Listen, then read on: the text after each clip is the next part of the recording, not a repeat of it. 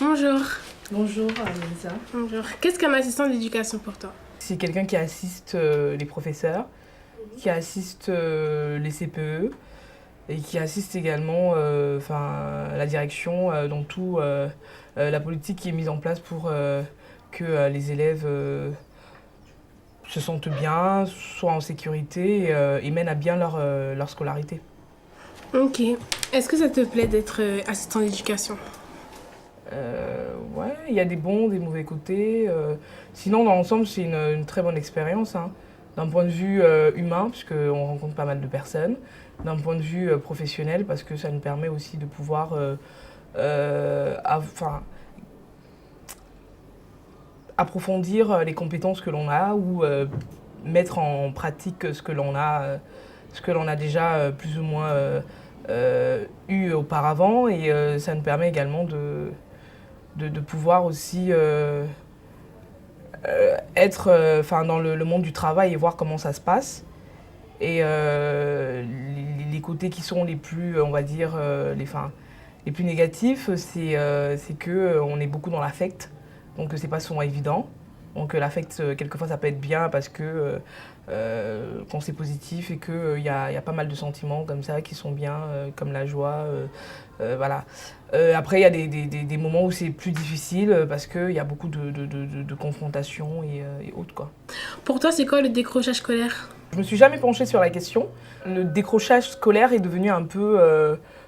c'est courant. Qu'est-ce que c'est? Enfin, je pense que c'est lorsqu'à un moment donné, ou même, je pense qu'il n'y a même pas de moment donné, hein. Je pense qu'on peut décrocher à l'école primaire, comme on peut décrocher après le lycée. Je pense que c'est une question de... Franchement, c'est une bonne question. Mais je pense que c'est une question... Il y a tellement de facteurs qui peuvent expliquer le décrochage. C'est pas que dû aux, aux facultés de l'élève, c'est pas que dû qu'à son environnement, c'est pas que dû qu'à son éducation. Il y a tellement de choses qui peuvent expliquer, comme il y a des choses qui peuvent pas l'expliquer. Donc je pense que c'est plutôt quelque chose qui est propre à une époque, quoi.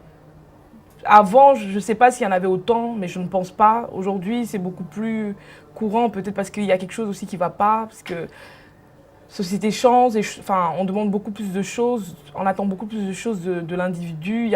Et puis, elle change aussi au niveau des repères. Et qu'est-ce que tu ressens quand tu vois des élèves en décrochage scolaire?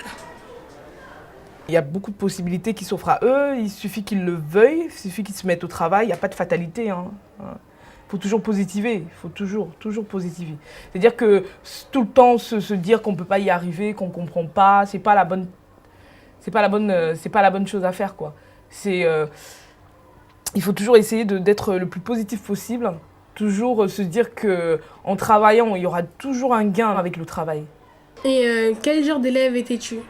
J'étais une élève très moyenne, franchement très très moyenne. Très moyenne et très autonome, c'est-à-dire que j'avais pas d'aide. Parce que j'avais pas d'aide, c'est pas parce que j'en avais, c'est que j'avais pas d'aide parce que j'avais beaucoup de différences d'âge avec mes frères et sœurs. Donc du coup, je les avais pas sous la main parce qu'ils avaient déjà leur vie à eux. Donc il fallait vraiment que je me débrouille seule, que je fasse tout de moi-même. Et ça n'a pas toujours été évident. Mais à aucun moment j'ai abandonné, quoi. Certains d'élèves se confient à toi. Que veux-tu de ces confidences? C'est des choses qui doivent rester confidentielles. Est-ce que l'élève, par rapport à ce qu'il nous confie, ça porte atteinte à sa vie ou est-ce que cela touche à son intégrité? Là, malheureusement, on est obligé de rompre un peu le pacte de confidentialité qu'on avait mis en place avec l'élève et d'en parler à nos supérieurs hiérarchiques. Mais ça reste des choses qui sont totalement normales. Enfin, on les garde pour nous, quoi. Votre proximité avec les élèves ne met-il pas en danger les frontières de l'autorité? On est proche des élèves, on se doit de l'aide parce qu'on doit assurer leur sécurité, parce qu'on doit les accompagner tout au long de leur scolarité. Et donc du coup, c'est un aspect qui a ses points négatifs comme positifs. Et on est obligé de faire avec de toute manière. avoir de la distance dans ce travail, c'est juste pas possible, quoi. C'est pas faisable. Parce qu'à un moment donné, on ne peut pas être distant des élèves que l'on est censé accompagner, censé gérer, censé... on ne peut pas. Ok, et quelles sont tes satisfactions? D'un point de vue humain, c'est grandiose, quoi. Ça me permet vraiment de, voilà, de rencontrer des personnes, des personnalités, différentes et qui peuvent justement enrichir aussi la nôtre. Et quels sont les pires moments que tu as eus dans ta carrière? Le pire, c'était il y a 2 ans, quand je me suis fait agresser par une élève qui, bien entendu, elle avait, elle-même avait des circonstances atténuantes parce qu'elle avait traversé des moments assez difficiles et que je me suis retrouvée dans le bureau de la principale et j'étais au bord au bord des larmes et tout, et j'ai craqué parce que j'étais à 2 doigts de démissionner parce que c'était vraiment, c'était un choc pour moi parce que je ne savais pas qu'un travail comme celui-là pouvait autant nous exposer et nous mettre comme ça pas en péril, mais en difficulté. Donc, c'était vraiment le pire moment, quoi. Mais bon, ça va, j'étais bien soutenue. La principale c'était une très, très, très, très, très bonne dame d'un point de vue humain et d'un point de vue décisionnel, enfin, Madame Comté. Et donc, elle m'a beaucoup épaulée durant cette période-là.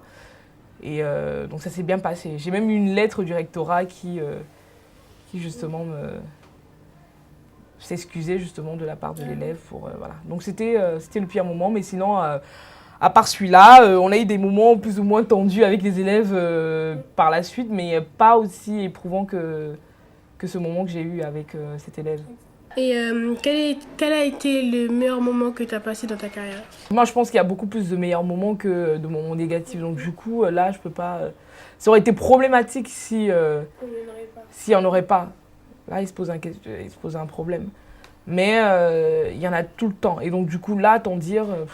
déjà, là, c'est un meilleur moment là, que je passe. Je suis entourée des élèves que je kiffe, que j'aime beaucoup. Donc là, c'est déjà un bon moment que je passe. Parce que, voilà.